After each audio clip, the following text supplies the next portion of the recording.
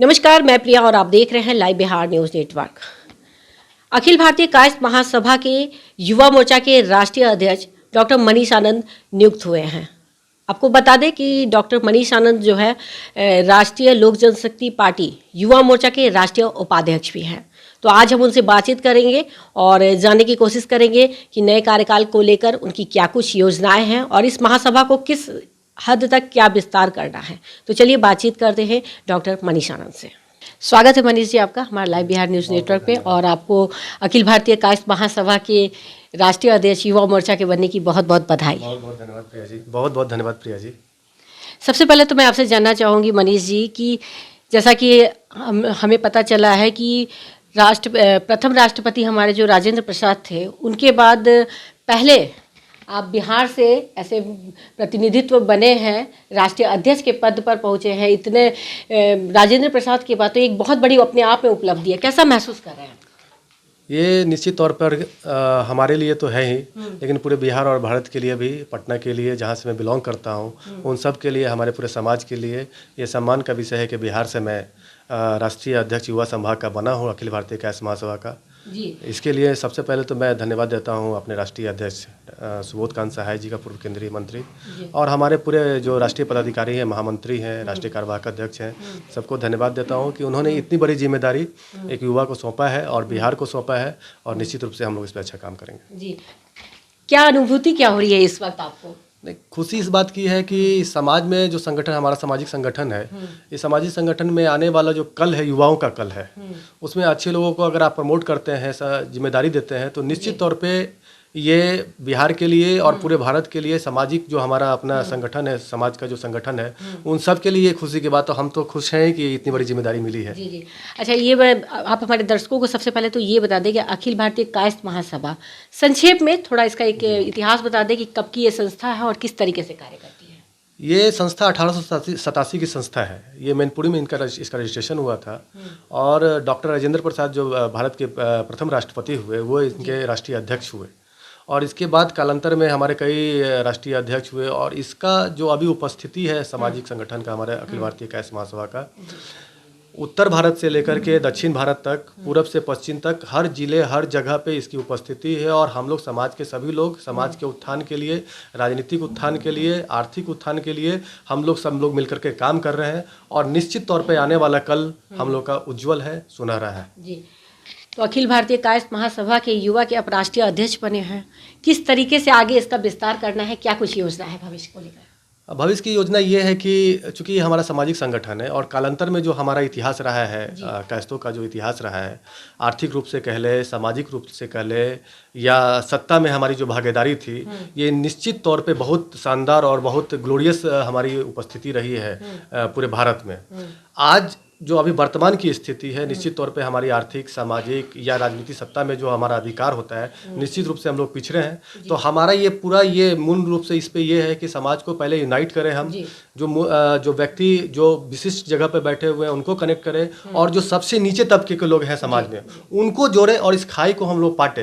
एक साथ कहते हैं कि आज के युग में, कलयुग में, संघे शक्ति कलयुग है। अगर आप साथ हैं, आप शक्तिशाली हैं, और निश्चित तौर पे आप समाज के लिए कर सकते हैं। अगर आप संगठन में हैं, संघ को मजबूत करते हैं, तो ये है योजना है। और हमारा युवा टीम जो है हर राज्य में बहुत मजबूत स्थिति में, और जो भी कमियां हैं, अभी जैसे बहुत सारे राज्यों में थोड़ी कमी स्थिति है, उसको हम लोग पूरा करेंगे, और बड़े पैमाने पर इसको हम लोग आगे बढ़ाएंगे। जी, अखिल भारतीय स्तर पर आपको यूनाइटेड करना है कायस्थों को। एक और सवाल मैं जानना चाहूँगी, चूँकि आप राष्ट्रीय लोक जनशक्ति पार्टी के युवा मोर्चा के उपाध्यक्ष भी हैं, तो जिस तरीके से बराबर ये सुनने में आता है कि पारस जी के साथ जिस तरीके से मतभेद रहे हैं, चिराग पासवान जी के, जिस तरह प्रखर रूप से सामने आती रही है ये बात, और आप एनडीए के भी घटक दल हैं, क्या भूमिका रहेगी भविष्य में राजनीति में आपकी पार्टी की? देखिए, हमारी पार्टी की जो भूमिका है वो स्पष्ट अभी दिखता भी है। वर्तमान में हमारे जो राष्ट्रीय अध्यक्ष हैं माननीय पशुपति पारस जी, वो केंद्र में अभी केंद्रीय मंत्री हैं, सरकार के साथ हैं, मोदी जी के गवर्नमेंट में केंद्रीय मंत्री हैं और कैबिनेट में है। और राष्ट्रीय स्तर पर जो हमारा संगठन है, चाहे वो उत्तर भारत में हो, चाहे दक्षिण भारत में हो, या गुजरात, महाराष्ट्र, किसी भी राज्य में हो, वह हमारी उपस्थिति ये बताती है कि हम लोगों ने जो संगठन के लिए, जो संगठन जो हमारा है, वो उपस्थिति ही बताती है कि हमारा जनाधार बहुत है, और हम लोग एनडीए के साथ मजबूती के साथ हैं, और आगे भी मजबूती के साथ जी। रहेंगे। मतलब आपके कहने का मतलब है कि जो मतभेद आ रहे हैं समक्ष में, वो उससे कोई फर्क नहीं पड़ेगा भविष्य की राजनीति में, नहीं, वो अब एक एनडीए में। वो देखिए, कोई राजनीति में क्या है कि समय बलवान होता है। समय के साथ कोई आदमी अलग राजनीति कर रहे हैं, उनकी अपनी राजनीति महत्वाकांक्षा है, अपनी राजनीति वो कर रहे हैं। हमारा उद्देश्य जो है, जो डाउन टोडेंट लोग हैं, जो पीपल जो सबसे नीचे शोषित है, वंचित है, उनको कैसे अधिकार दिला सके, उस अधिकार का लड़ाई माननीय हमारे स्वर्गीय पासवान जी, रामविलास पासवान जी का जो सपना था, उसको हम लोग पूरा कर रहे हैं और आगे बढ़ा रहे हैं। और उसी सपना को पूरा करने के लिए उनके छोटे भाई माननीय पशुपति पारस जी उस सपना को पूरा करने में लगे हुए हैं और पूरी मुस्तैदी के साथ लगे, और निश्चित रूप से आने वाला समय शोषित वंचितों के अधिकार के लिए वो लड़ते रहेंगे। जी। अच्छा मनीष जी, ये बताइए कि पटना में जिस तरह नगर निकाय के चुनाव होने वाले थे, पोस्टपोन्ड हो गया, आप सभी जानते हैं, नगर निकाय के चुनाव में और बिहार की, खासकर पटना की रेटिंग क्या रही है, नगर निगम की आप स्वच्छता में सभी लोग जानते हैं। आप जैसे पढ़े लिखे युवा जो कि समाज से जुड़े हुए हैं, ऐसी संस्था के सदस्य हैं, अध्यक्ष बन गए हैं, आप इस चुनाव को लेकर क्या सोचते हैं? और आप जैसे व्यक्तित्व को आगे आना चाहिए ताकि पटना का स्तर कुछ हद तक संभल जाए।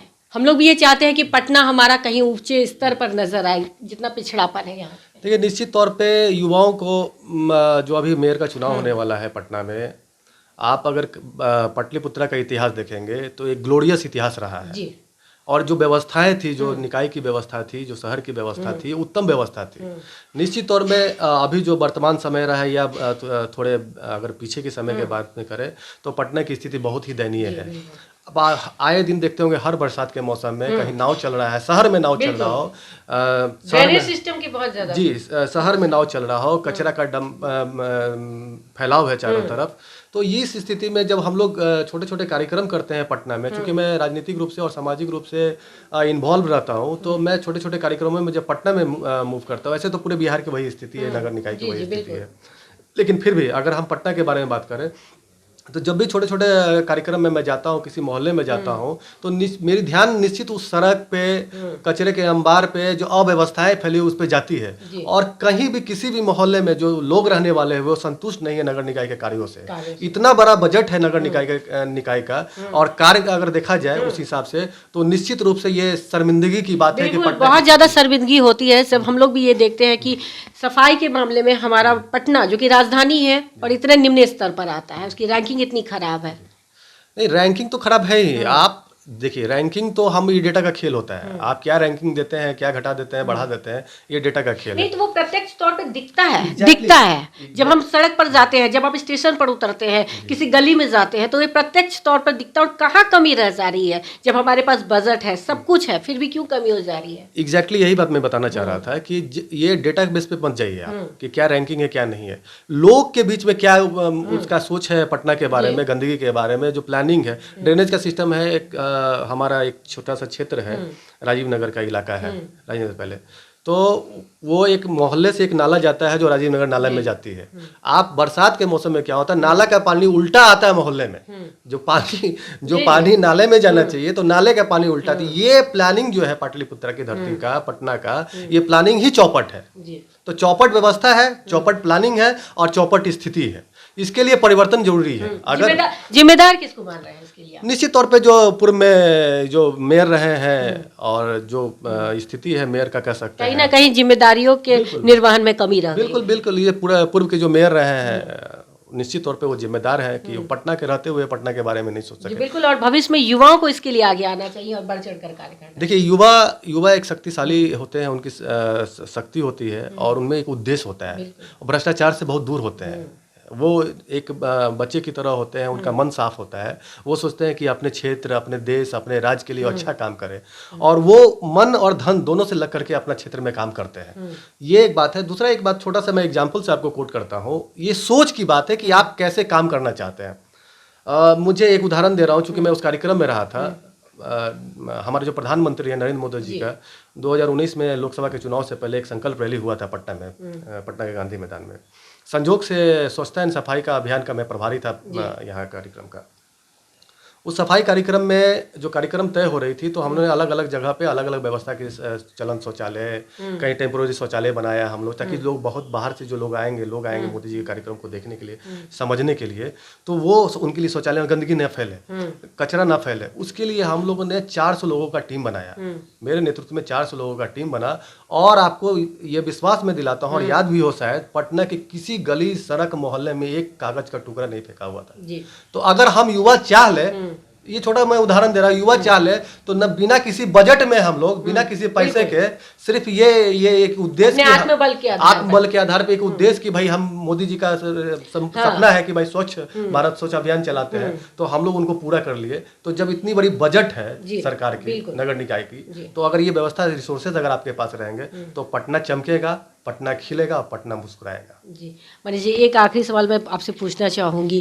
बिहार की राजनीति में जिस तरीके से बदलाव हो रहा है, आए दिन समीकरण बदलते जा रहे हैं, मैंडेट किसी और को मिलता है, कार्यकाल कोई और करता है, कितना प्रभाव पड़ेगा इसका बिहार की राजनीति पर और बिहार के विकास पर?